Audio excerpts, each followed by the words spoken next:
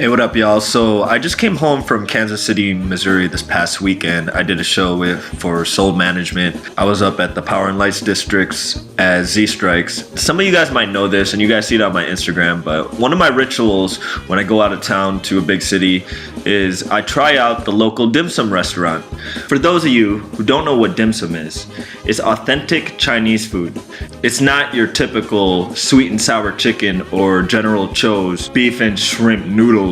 What it is you sit down and it's kind of like a sitting down buffet where they go around with these carts and you pick out what you want, and whatever food it is, they mark it down on your tab. And it's not the typical food that you would get at a Chinese restaurant. And dim sum is not something available everywhere, you know? So that's why we make a trip out everywhere I go to catch what they got for dim sum. So we go to this place called Bowling's at the Plaza, and I've been to one of their locations before, but this is my first time at the one at the Plaza.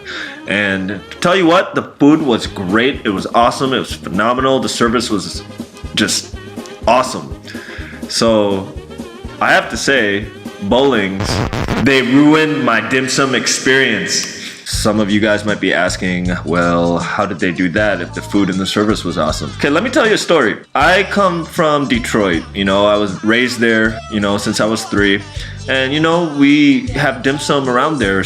We used to go to Canada, go to Windsor to grab dim sum across the border. Or sometimes we hit up one of the local spots. I used to work at a bar/lounge underneath a dim sum restaurant for a couple years. It was one of my first residencies. So I know a little something about dim sum, and it's not just about how good the food is, it's the whole experience. So let me define to you what a dim sum experience is. And it's not just about the food. When you go to a dim sum restaurant, let's say it's a Sunday morning, everybody's getting out of church, everybody's just waking up with a hangover, maybe it's cold outside if you live in a cold area. 9 o'clock, whole family gets up. By 9:30, you're in line with a bunch of older Asians waiting in the cold because the restaurant don't open till 10. So if you know anything about being in a long line with Asian folks, older Asian folks, foreign older Asian folks, you know you're gonna be bumping and squeezing through that line. Everybody's rude, like you bump into them, oh, they're just like, no, excuse me, what you do? And a lot of it has to do with they don't take reservations, you know, this place is gonna be packed, whatever. So you get inside, they seat you down, the whole restaurant is fairly small, and they find a way to just sardine everybody into this restaurant.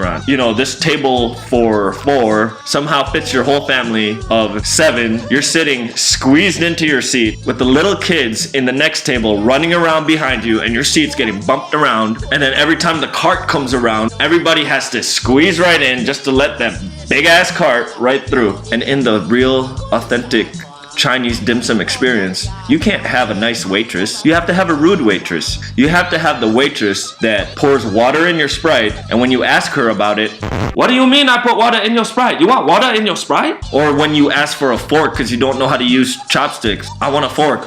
You want a fork? Yes, no, I want a fork. You want a fork? Anyways, after going through the line, going through the rudeness, going through the madness, little kids running around right behind you, you get your first little circle of shumai, take your chopstick, and it just tastes so much better when you sink your teeth into it because you feel like you earned that dumpling. That's the dim sum experience. Check out this picture. When I walked into Bowling's, it didn't look like no dim sum restaurant. It looked like the show Bar Rescue took a dim sum restaurant and gave it a big ass makeover. And right when I walked up to the host, she said words that I never thought I would ever hear in any dim sum restaurant. Did you make a reservation? So I was like, yo, do you guys even have some dim sum here? That's what I thought I saw on the sign. We walk in, you know, it was about a 10-minute wait. That's it? This place is looking nice as hell. Like LEDs everywhere, nice decoration, clean bathrooms. You know, like it's just out of the Twilight Zone. I'm like, well, if the place is nice, then the dim sum can't be good. That's usually the case, right? And then as soon as you sit down, the first thing you notice, you're in a fully cushioned seat. Everybody is in this fully cushioned seat. I'm like, this is weird. There's no little kids running around behind you because you're about 5 feet to the next table. There's like even open area if you look in the picture where it's not even being used. That's not authentic Chinese. Authentic Chinese is be efficient. They have a big open area in the middle of the whole restaurant. That ain't right. And then the waitress comes up and goes, what would you like to drink? And she's like, oh, I'm sorry. What would you like to drink? Is this a trick? So I get my drink and I never once had to ask for a refill. I'm already getting edgy because I'm like, is this even a dim sum restaurant? And then of course I start seeing the carts and then they start opening it up. They're like, would you like some chicken feet? Would you like some shumai? Would you like some har khao? I'm like, did you just clearly name off what's in there? You know, because with dim sum, usually you like to point. You're like, can you open that one? You want the bangwan feet? You want the honggan feet? No, this guy was like, would you like the har khao? Would you like the shumai? Would you like the chicken feet? As good as the food was, I was like, this ain't real dim sum. This ain't the dim sum experience I came to know and grew up to. I'm like, this place is too incredibly nice. So all I gotta say is Bowlings, Kansas City, and Plaza, you guys ruined my definition of a true dim sum experience. Anyways, I'm just clowning around. The food was amazing. Guys, if you're ever in Kansas City, check out Bowlings at the Plaza. That is my spot to go to from now on every time I'm down there. So check it out. Don't be getting no pho the next day. Go grab some Bowlings. Food is great and it's the first time you'll ever have dim sum in nice seats in a nice restaurant where there's a lot of space and you don't gotta get in line. I mean, I made no reservation. It took us 10-15 minutes, no big deal. So check out Bowlings.